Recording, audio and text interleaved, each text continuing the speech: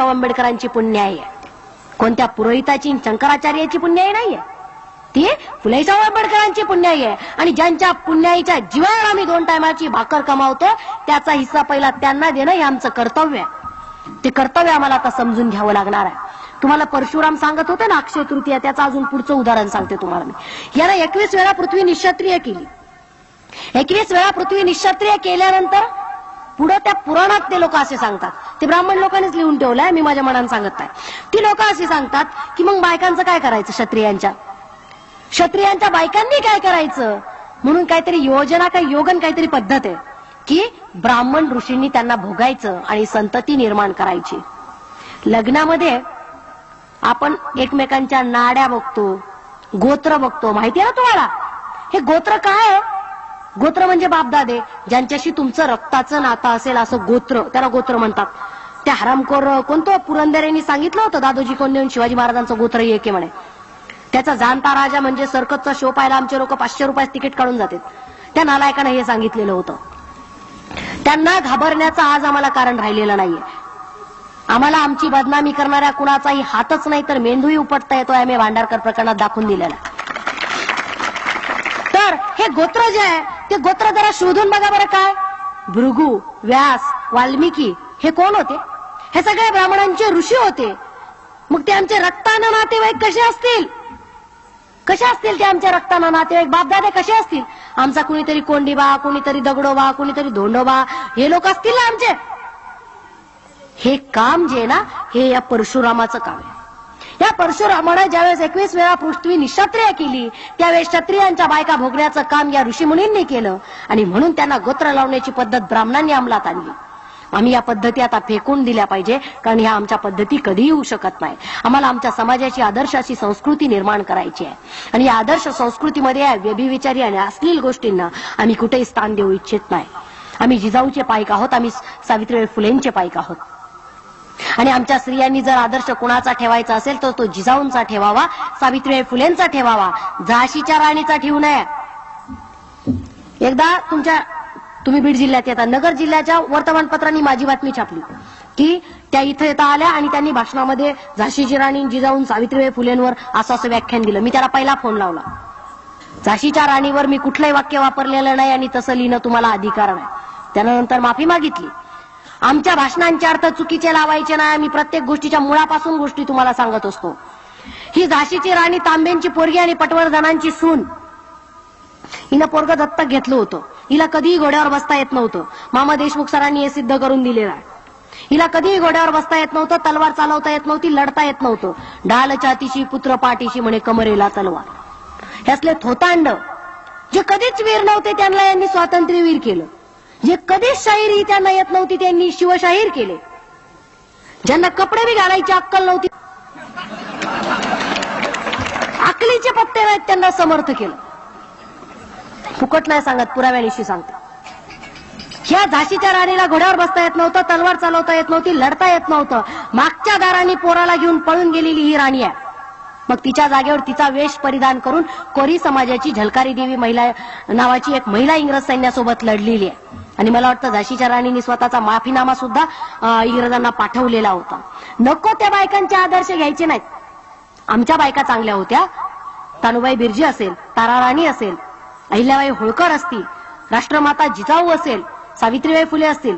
अहो सावित्रीचं शिक्षण किती प्रगल्भ होतं.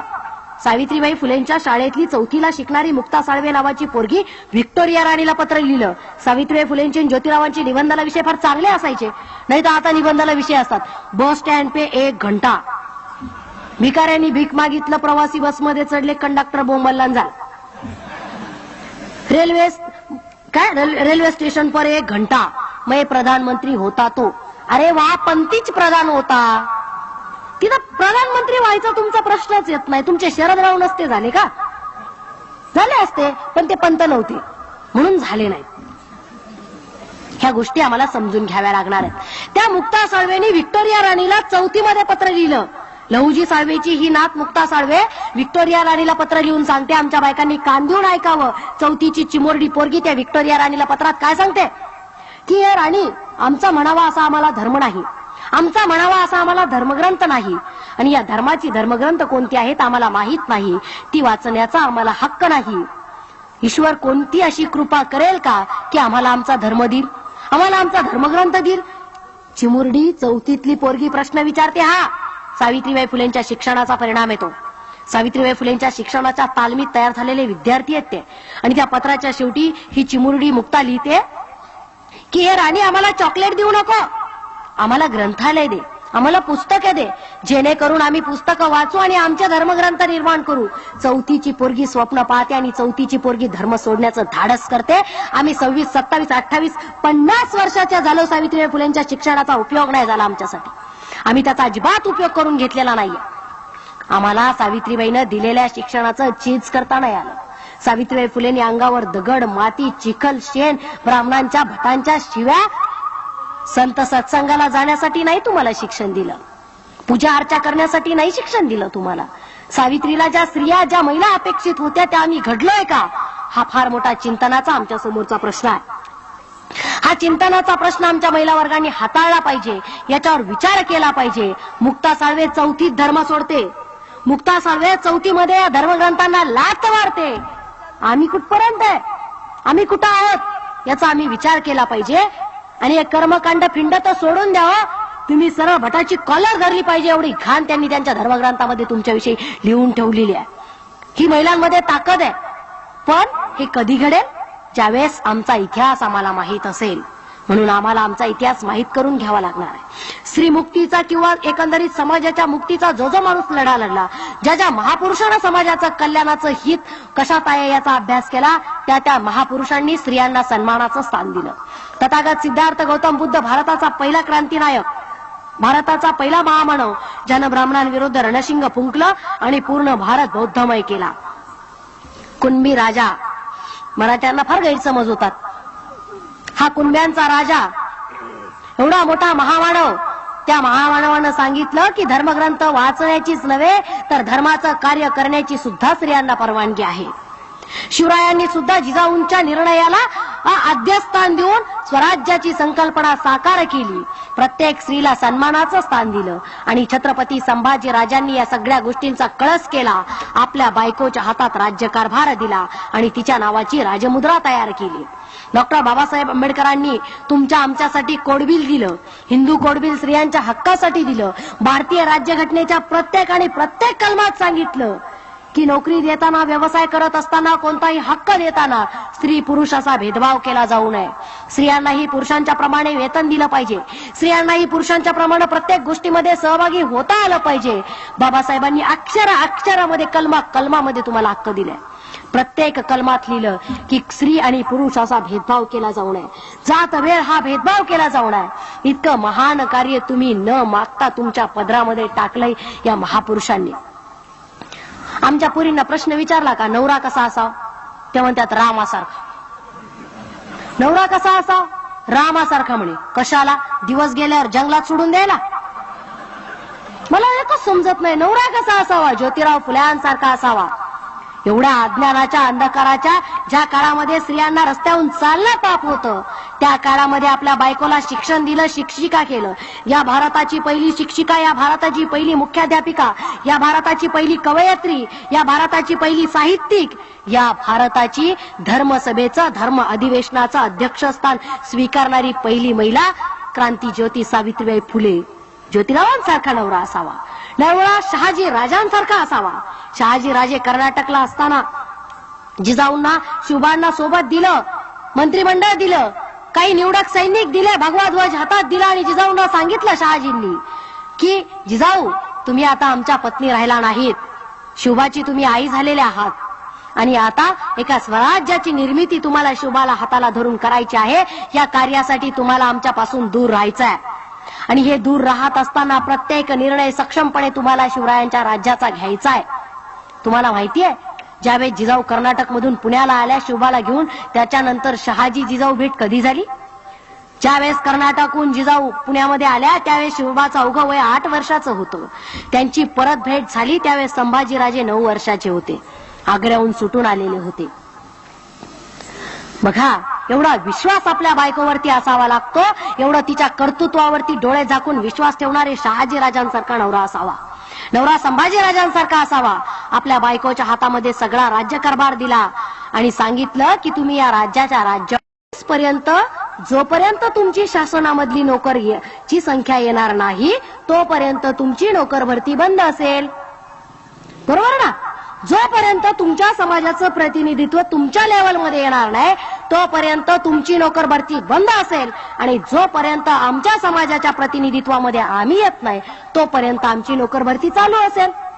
अशी मागणी ज्यावेळेस ही लोक आम्हाला देतील त्यावेळेस यांनी हजारो वर्षापासून आमच्यावर जे अन्याय आणि अत्याचार केलेले आहेत ते अन्याय आणि अत्याचार पुसून टाकल्या जातील आणि एवढं दिल्यानंतर ते आम्हाला फक्त मुद्दल देतील. व्याज अजून आहे हे त्यांनी सुद्धा लक्षात ठेवावं. बरोबर आहे ना? एवढ्या हजारो वर्षापासून आमचे एवढे महापुरुष एवढ्या ताकदीचे मारलेले आहेत. तुम्हाला भरपाई करावीच लागणार आहे आणि ती आम्ही तुमच्याकडून घेणारच आहोत. ही गोष्ट तुम्ही लक्षात ठेवा. ही वाटणी बदलवण्यासाठी आपली सगळी क्रांती आहे. आपल्या सगळ्या चळवळी आहेत आणि या चळवळी आपल्याला सक्षमतेनं चालवायच्या आहेत. ही गोष्ट प्रत्येक कार्यकर्त्यानं लक्षात ठेवायची. 6742 जातींमध्ये ब्राह्मणांनी त्यांच्या फायद्यासाठी आम्हाला विभागलेला आहे. म्हणून आता आम्ही जातवार आरक्षण मागतो. ज्या जातीच्या तत्वावर तुम्ही आम्हाला विभागलंय त्याच जातीच्या तत्वावर आम्हाला आमचा उत्कर्ष साधायचा आहे आणि आम्हाला बहुजन अशी चळवळ निर्माण करायची आहे. गौतम बुद्धाच्या भाषेमध्ये जे बहुजन होते, शिवरायांच्या भाषेमध्ये ते मावळे होते, संत तुकारामांच्या भाषेमध्ये ते वारकरी होते आणि डॉक्टर बाबासाहेब आंबेडकरांच्या भाषेमध्ये जे एससी एसटी ओबीसी मायनॉरिटी आणि सगळेच लोक बहुजन जे आहेत या सगळ्या बहुजनांसाठी ही क्रांती आहे. ही क्रांती प्रत्येकाची क्रांती आहे. प्रत्येकाच्या स्वातंत्र्याचा हा लढा आहे. मग ती स्त्री असो पुरुष असो. स्त्रियांनी स्वतःचे न्यूनगंड स्वतःचा अज्ञान आता जरा सोडून द्या आणि थोडं वाचायला सुरुवात करा. निदान ज्या जिजाऊंनी आणि ज्या सावित्रीबाई फुलेंमुळे आम्हाला शिक्षण मिळालं त्या सावित्रीनं लिहिलेलं लिखाण तरी एकदा आम्ही वाचलं पाहिजे. आम्ही आता वाचायला लागलं पाहिजे, विचार करायला लागलं पाहिजे आणि जर उपवास तापवास करायचेच असतील तर ते धर्मग्रंथ वाचा आणि नंतर ठरवा की तुम्हाला ते करायचेत की नाही करायचेत. ते संयोजकांनी मला या ठिकाणी बोलवलं त्याबद्दल मी संयोजकांचे आभार मानते. तुम्ही इतक्या शांतपणे ऐकून घेतलं त्याबद्दल तुमचेही आभार मानते. कुणाच्या भावना दुखावल्या असतील तर एवढं सांगेल की आपला वाचनाचा कक्ष वाढवा, विचार करण्याचा आणि दृष्टिकोनाचा भाग जरा रुंदवा. बहुजन समाज हा फार मोठा समाज आहे. या सगळ्या समाजाला स्वातंत्र्य आपल्याला द्यायचंय. त्यासाठी खरा इतिहास सांगणं गरजेचं आहे. म्हणून आम्ही तो सांगत असतो. जाता जाता तुम्ही 2 मिनिटं थांबा, मी अजून थांबलेली नाही. जाता जाता माझ्या कवितेच्या 4च ओळी तुम्हाला सांगते आणि मी थांबते. तू होऊ नकोस सीता त्या रामाची, लोक तुला अबला म्हणतील. तू होऊ नकोस सीता त्या रामाची, लोक तुला अबला म्हणतील. तू होऊ नकोस द्रौपदी त्या पांडवांची, तू होऊ नकोस द्रौपदी त्या पांडवांची, लोक तुला वेश्या म्हणतील. तू हो जिजाऊ त्या शिवबाची, तू हो जिजाऊ त्या शिवबाची, लोक तुला राजमाता म्हणतील. लोक तुला राष्ट्रमाता म्हणतील. तू हो सावित्री त्या ज्योतिबाची, तू हो सावित्री त्या ज्योतिबाची, लोक तुला क्रांतिज्योती म्हणतील. लोक तुला क्रांतिज्योती म्हणतील. या ठिकाणी मी थांबते. तुम्ही शांततेत ऐकून घेतलं त्याबद्दल तुमचे आभार मानते. विचार